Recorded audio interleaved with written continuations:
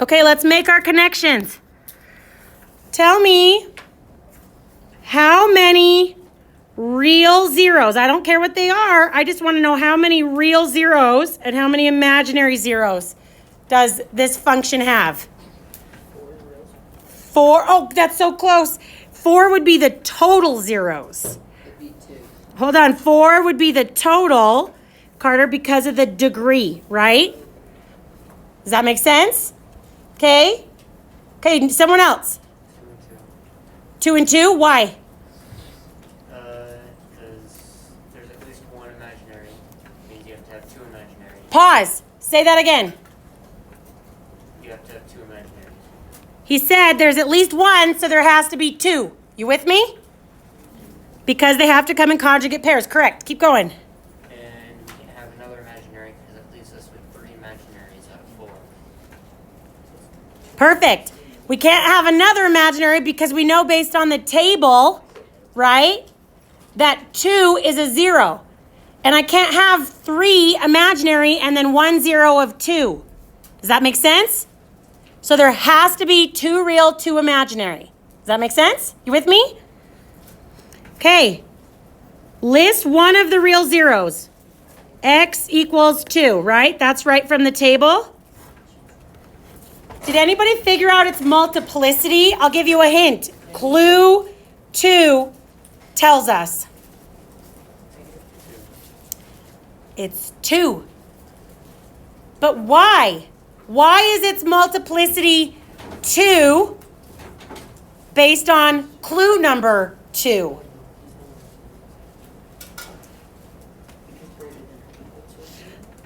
Good, because of the greater than or equal to 0, which means, don't I know it bounces at that x-intercept? We haven't talked about that since 2.1.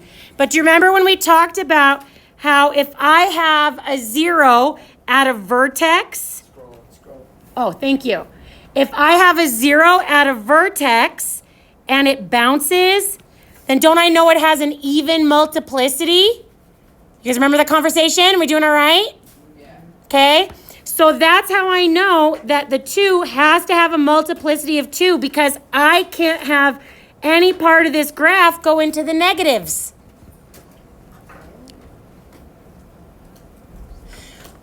This is what we're doing today. We're going to combine our end behavior with multiplicity, with factoring, and we're going to be able to graph without a calculator. Now, I'm not going to make you put your calculators away because for time, I still want you to be able to use them to quickly do your remainder theorem. But if Hooper and I are walking around today and we see a graph on your calculator screen, we're going to take your calculator away from you.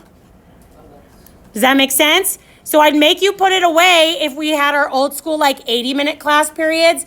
But for time, I want you to be able to do the quick efficiency trick on your calculator to check for possible roots. Do you guys understand what I'm talking about, right? The thing where you do the alpha F4 thing, right?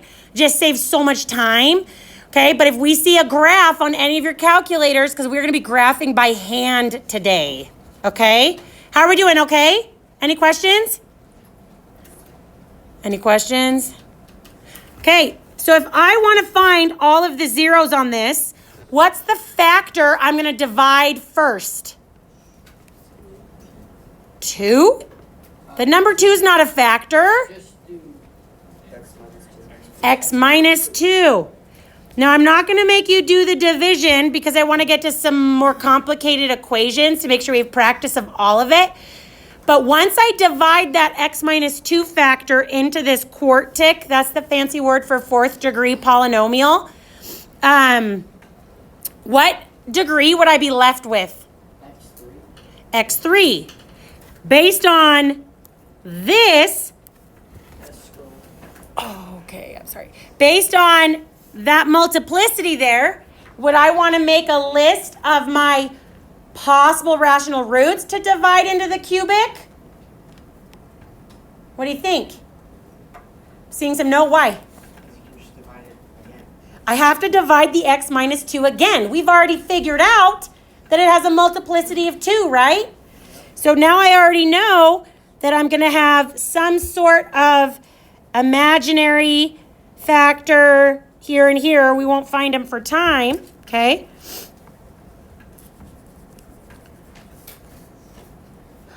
Last question I have, this I guess should go here because it's the factored form.